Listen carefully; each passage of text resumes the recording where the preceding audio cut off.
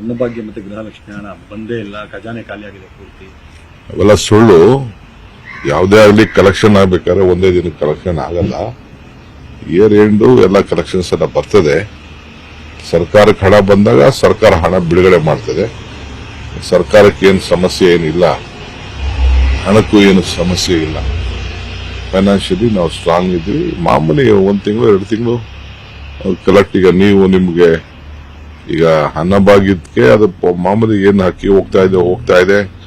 ಏನು ಯಾರೂ ನಮ್ಗೆ ಮಾಧ್ಯಮದವರು ವಿರೋಧ ಪಾರ್ಟಿಯವ್ರು ಬಿಟ್ರೆ ಯಾರು ಪಾಪ ಗ್ರಾಹಕರಿಗೆ ಏನು ಮಾಡಿಲ್ಲ. ಅವರೆಲ್ಲ ಗ್ರಾಹಕರೆಲ್ಲ ಬಹಳ ಸಂತೋಷವಾಗಿಂದ ಹಣ ಬರ್ತದೆ ಅಂತ ನಂಬಿಕೆ ಇದೆ.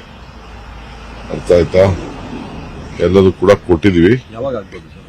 2-3 ತಿಂಗಳು ರಿಲೀಸ್ ಆಗಬೇಕು. ಈ ತಿಂಗಳು ರಿಲೀಸ್ ಆಗ್ತದೆ. ಅನ್ನಭಾಗ್ಯ ಮತ್ತೆ ಗೃಹಲಕ್ಷ್ಮಿ ಹಣ ಬಂದೇ ಇಲ್ಲ, ಖಜಾನೆ ಖಾಲಿಯಾಗಿದೆ ಪೂರ್ತಿ. ಅವೆಲ್ಲ ಸುಳ್ಳು. ಯಾವುದೇ ಆಗಲಿ ಕಲೆಕ್ಷನ್ ಆಗ್ಬೇಕಾದ್ರೆ ಒಂದೇ ದಿನಕ್ಕೆ ಕಲೆಕ್ಷನ್ ಆಗಲ್ಲ. ಇಯರ್ ಎಂಡು ಎಲ್ಲ ಕಲೆಕ್ಷನ್ಸ್ ಎಲ್ಲ ಬರ್ತದೆ. ಸರ್ಕಾರಕ್ಕೆ ಹಣ ಬಂದಾಗ ಸರ್ಕಾರ ಹಣ ಬಿಡುಗಡೆ ಮಾಡ್ತದೆ.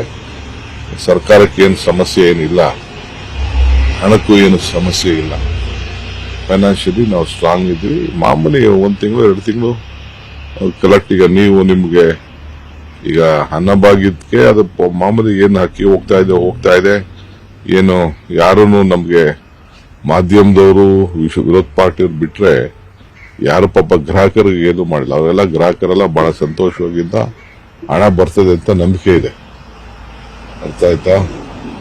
ಎಲ್ಲದೂ ಕೂಡ ಕೊಟ್ಟಿದೀವಿ. ಯಾವಾಗ ಆಗ್ಬೋದು ಸರ್? 2-3 ತಿಂಗಳು ರಿಲೀಸ್ ಆಗಬೇಕು. ಈ ತಿಂಗಳು ರಿಲೀಸ್ ಆಗ್ತದೆ.